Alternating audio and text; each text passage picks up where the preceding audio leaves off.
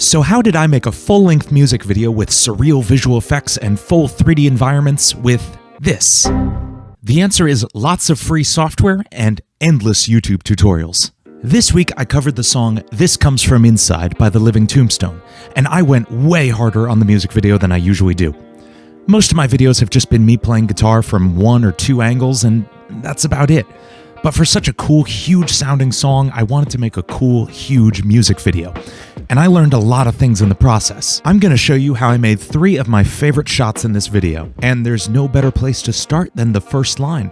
I wanted an epic, surreal shot of the camera slowly moving towards me under this beautiful night sky with a forest in the background, and I really wanted it to pan around me like I had a moving camera. Spoiler, I don't. I started off in the free 3D program Blender, where I made a ball of sky, for lack of a better word.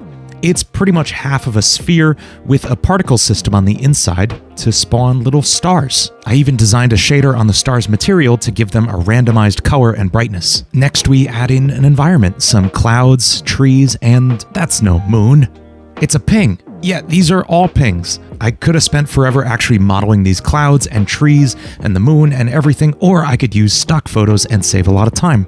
Next, I filmed myself lip-syncing to the song on a green screen. The green screen is just a green cloth I found on Amazon. Honestly, anything flat and green will work. What's most important is that you light it perfectly evenly. Seriously, I think I spent more time lighting this thing than I actually did filming the video. Next, I had to track the eye effect onto my face. I could have done this for free using Blender, but After Effects is a little bit faster, so I went with that. Once it was finished, I applied that tracking data to an image I made of the eye effect I wanted, and then used a multiply blending mode to apply only the dark parts of the picture to my face so it blended nicely. Then it was over to DaVinci Resolve, which is an incredible free video editor. I layered together the footage, cut out the green screen, applied some color correction, and a little bit of a lens reflection effect to really make things pop.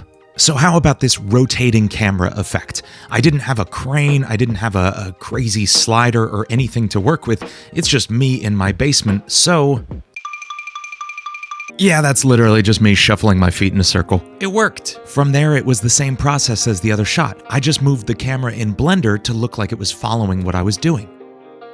Next up is this full 3D shot, falling through this enormous hallway, running into Glam Rock Freddy, and then falling through a second hallway into this skydiving-like scene. First, I had to make the environment. I found a couple arcade machine assets online. I modeled this trash can myself, which I'm particularly proud of, and I hand-traced a picture of this neon Freddy Fazbear sign. This took forever, and I regret doing it. The room is pretty much just a rectangle with a couple extra edges to put this checkerboard thing on the wall. I arranged the objects throughout the room, added some lighting, and yeah, that looks pretty good. Also, anytime you see camera footage layered in with the 3D stuff in this video, it is literally just a moving ping image in Blender, like just in the camera. It's that easy. Now, I really wanted this shot of Glam Rock Freddy walking out of the darkness towards you, and fortunately I found this awesome, fully rigged model on DeviantArt. I've linked it in the description down below if you want to check it out.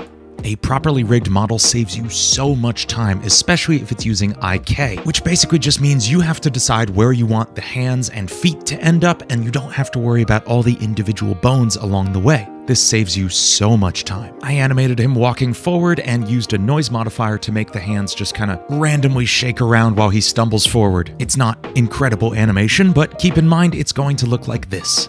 Finally, I wanted the hallway below the camera to shatter and drop you into the sky below, falling towards the earth.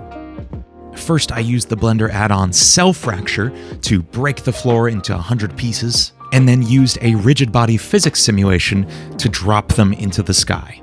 I also have this vending machine go flying down in front of you, except that's not how physics work. Everything falls at the same speed. So in order to get around that, I actually just have a separate vending machine behind the camera that I just sort of yeet past you right at the start of the shot.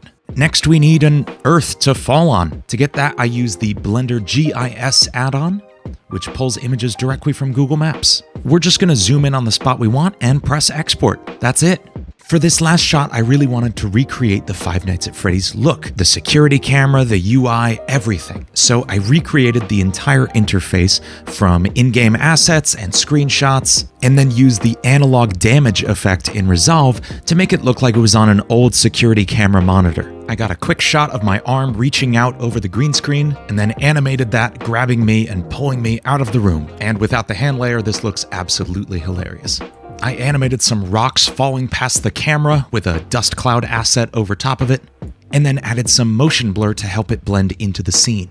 Finally, some camera shake always covers up messy VFX. Also, anytime you see these shots where I look like a giant moving slowly, I actually shot these at double the frame rate. In order to make the words sync up, I doubled the speed of the song too, and lip synced at twice the speed. And that's how I made a full-length VFX-heavy music video using mostly free tools. I learned everything I used to make this video right here on YouTube using free tutorials. If you have any questions about anything else in this video or anything else music or video related, leave them in the comments down below and I'll do my best to answer them. Thanks for watching, and I'll see you next time.